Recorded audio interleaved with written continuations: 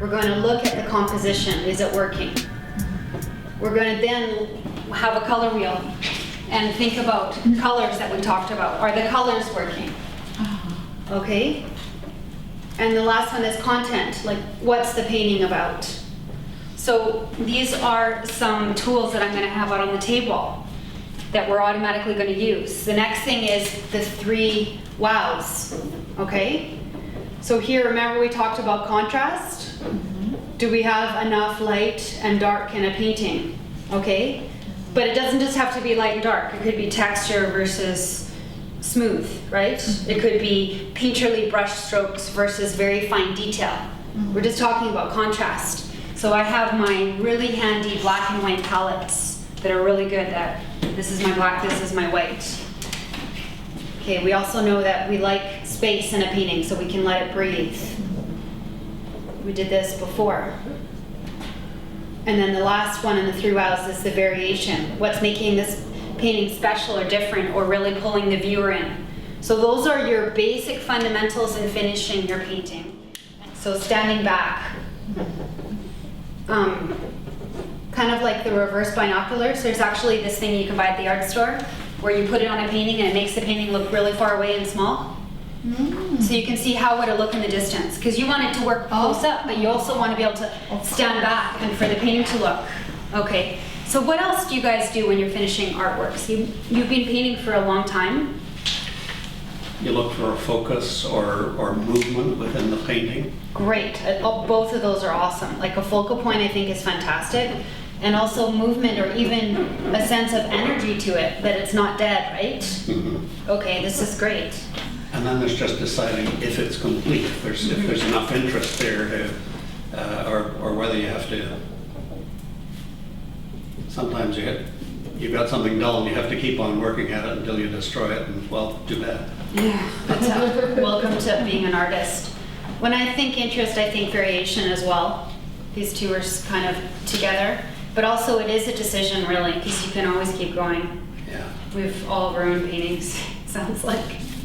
Sometimes it's good to put it aside, a little bit of time and space, and turn it around and just not look at it. Just leave it for a bit. Let yourself breathe, per se. And then you come back with it with fresh eyes. Yeah. And then you really see, oh, this is great, or oh, this sucks, and now I see why. Turn it upside down, backwards. Yeah, especially with abstract paintings, turn it around, that's great. You might see something new, or you might see that it works in all directions, or that you're really clear on how you want the orientation to be. That's good. Something else I do with smaller pieces is take a black and white photo of it or photocopy it.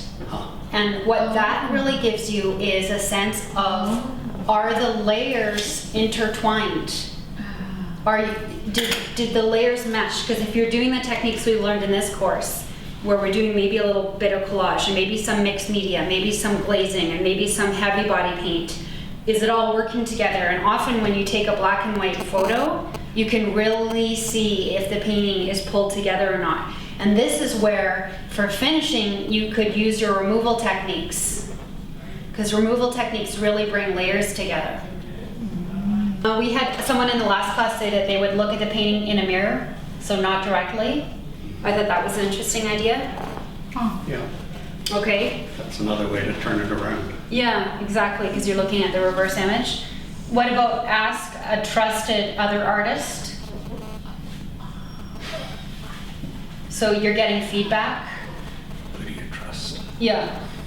You want to ask someone you trust, because artists are sensitive generally, and if you get the wrong person. Wouldn't trust any of my friends. Yeah. No?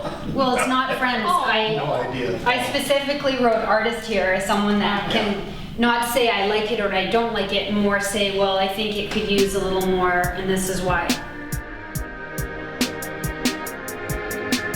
Usually, if I'm looking at a painting and figuring out what's wrong or how to fix it, I just methodically go through the list behind me. Yes. So the first thing I say is composition. So this is very obviously overlapping frames, okay? So when I look at the composition, I notice that a lot of the shapes are the same size. So I think if you want to add energy and add some contrast to this painting, that Marta could put in shapes that were other sizes, very, very small squares maybe, and maybe some very, very large squares if she wanted to add more. So when I look at this, I think of it, the dominant color as violet. There's a lot of purple. Would you guys agree with that?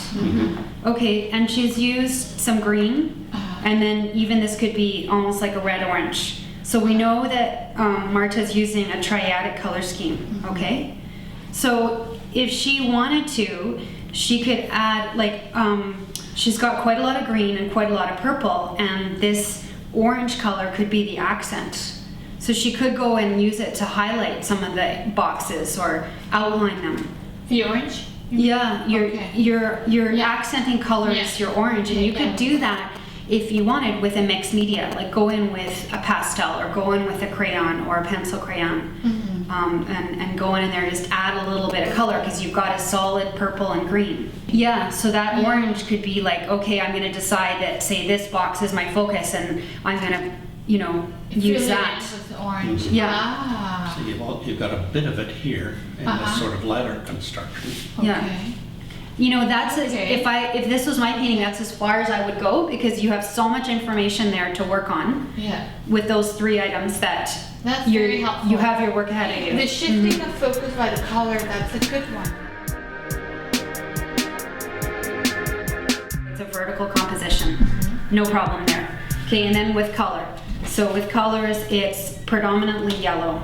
Okay, and then we have some reds and some oranges. So this is an analogous color scheme. Okay, so it's kind of in this whole area up here. Okay. All right. Which is maybe why it is a bit quiet. Yeah, because the analoguses are quiet. So remember the trick with analogous is if you're using an analogous palette, you can go take the middle color, go opposite and choose split complementary, and those can be your accent colors.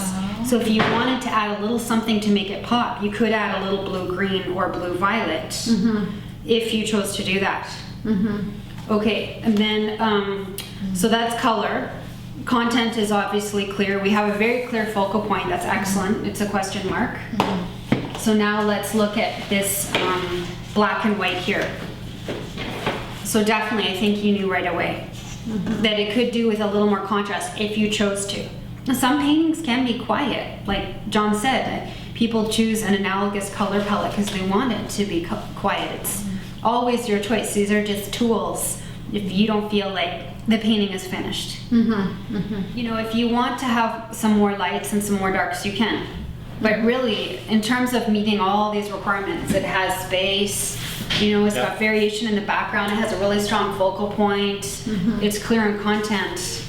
You know, there's not a whole lot you have to do to it. It's up to you as the artist. Okay. So diagonal is lots of energy and vibrancy. Okay, so very clear diagonal composition. Next thing, color. He's got some complementary going on with the green and red. And then the purple. So when I... Triadic. If this was orange, but it is kind of red. So to me, the color makes it uneasy, but I get the sense looking at it that you almost intended it that way. Yeah. I mean, it works, but it's almost like not working, but it works that it's not working. You know what I mean? Except that it does something a bit odd. This color is the brightest, most electric color, so it moves the focus from here out to the edge. Yeah, I like the texture in the background. That's really interesting.